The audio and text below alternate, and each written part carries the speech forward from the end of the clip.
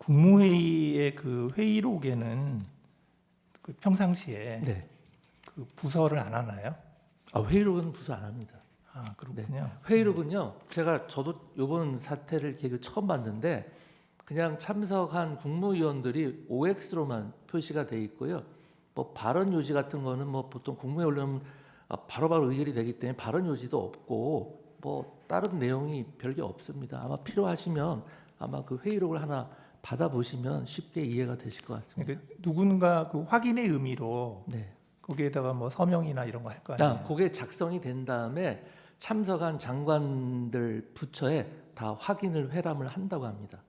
그 회의록을 아니요, 그러니까 회람을 하면서 거기다가 서명 받나요? 안 받습니다. 안 제가 알기로는 안 받습니다. 행안부 장관도 안 하시나요? 네, 저도 안 합니다. 그러면 그 작성자인 의정관 네, 서명만 있겠네요. 의정관이 서명하는지는 모르겠는데요. 아주 한두 장짜리 간단한 거고요. 거기에 부서하는 게 아니고요. 아까 국법상의 행위 문서에 이제 전자적인 방법으로 부서를 하게 되는 것이죠. 예, 저 최상목 장관의 말에 의하면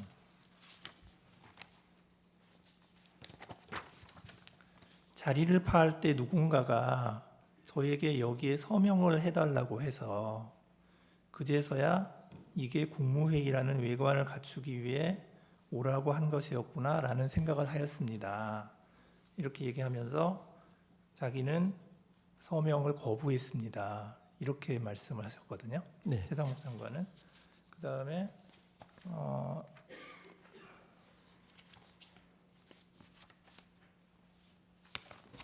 한덕수 총리는 뭐라고 그랬냐면 참석한 사람 사인 정도 받으려고 했는데 그 사람이 누구였는지는 기억이 안 납니다. 그런데 국무위원 전원이 사인을 하지 않겠다고 해서 아무도 하지 않았을 겁니다. 이렇게 얘기를 하는데, 그리고 이제 최상목 장관은 한마디 더 하세요. 뭐라고 하시냐면 12월 4일 다음 날이죠. 다음 날 00시 40분에 그 소위 F4 회의, 그러니까 이창용 한국은행 총재, 김병환 금융위원장, 이복현 금융감독원장과 F4 회의를 진행을 했다. 그 자리에서 최상목 장관이 제가 서명을 하지 않고 나왔다. 나는 사퇴할 것이다. 라고 얘기했다는 거거든요. 근데 조금 이상한 게 평상시 국무회의 때 서명 안 하는데 맞습니다. 그날은 왜 서명을 받으려고 했을까요? 그러니까 저도 그 얘기가 왜 나왔는지 모르겠는데요. 저도 그 상황이 기억이 납니다. 아까 말씀드린 때 테이블이 굉장히 긴데요.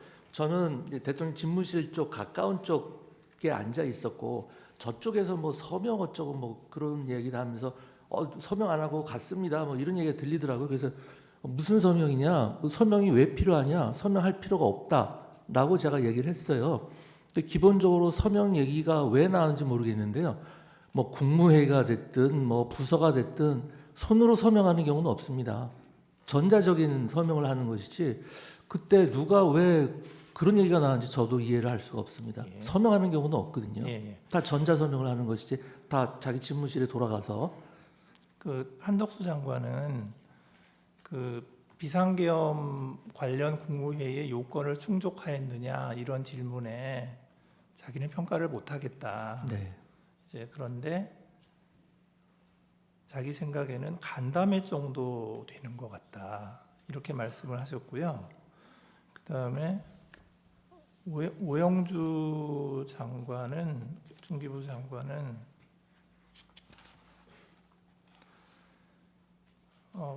저는 그냥 회의지 국무회의라고 생각하지 않았습니다. 이렇게 말씀을 하시고요. 그 다음에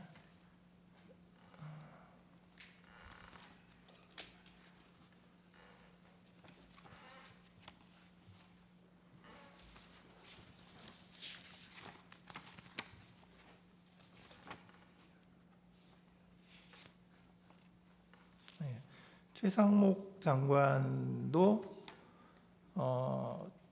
그날 모였던 것이 국무회의라고 생각을 하지는 않습니다. 이렇게 말씀을 하시고 계셔서 참석하시는 분들이 아, 내가 지금 국무회의를 하고 있구나. 이런 생각을 못 하셨던 것 같거든요. 근데 증인께서는 네, 이게 지금 국무회의라고 생각을 하셨던 건가요? 그렇습니다. 제가 아까 말씀드렸다시피 저는 그 자리에 계신 대부분의 국무위원들은 국무회의를 한다고 생각했을 거라고 아까 말씀을 드렸습니다.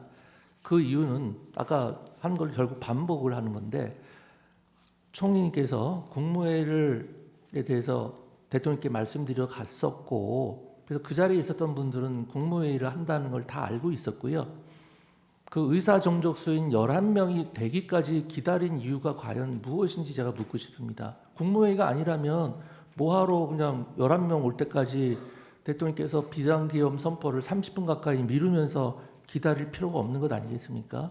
그래서 뭐 판단을 하시겠습니다만 회의에서 이렇게 절대로 양보할 수 없는 것이 다른 요건은 차치하더라도 의사 정족수 아니겠습니까? 그래서 11명이 모일 때까지 다 기다려서 국무회의를 나름 좌석도 격식을 갖추고 했는데 그분들께서 왜 그렇게 말씀하시는지는 잘 모르겠습니다만 제 생각은 어쨌든 평가야 뭐 사법기관에서 할 것이지만 국무회의를 한다고 저는 생각을 했고 다른 분들도 그렇게 생각을 했을 거라고 생각을 합니다.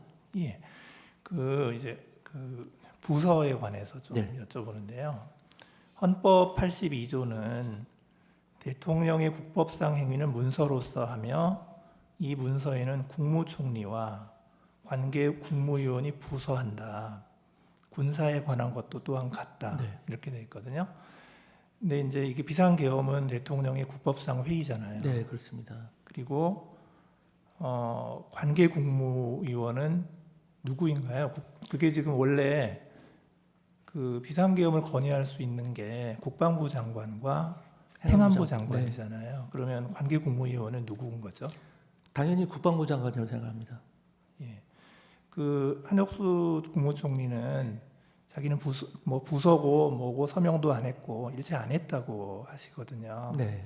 그리고 증인은 행안부 장관으로서 부서를 한 적은 없는 것이죠. 네, 없습니다. 예, 없으시고. 제 소관 업무도 아니었고요. 요번 비상계엄이 제가 건의를 했으면 아마 제가 소관부처 장관이 됐을 것 같고요. 만약에 한다면은 뭐 비상계엄과 경비계엄이 있지 않습니까? 경비계엄을 했다면 아마 제가 소관부처 장관이 됐을 가능성이 높다고 생각을 합니다. 예, 네. 이상입니다.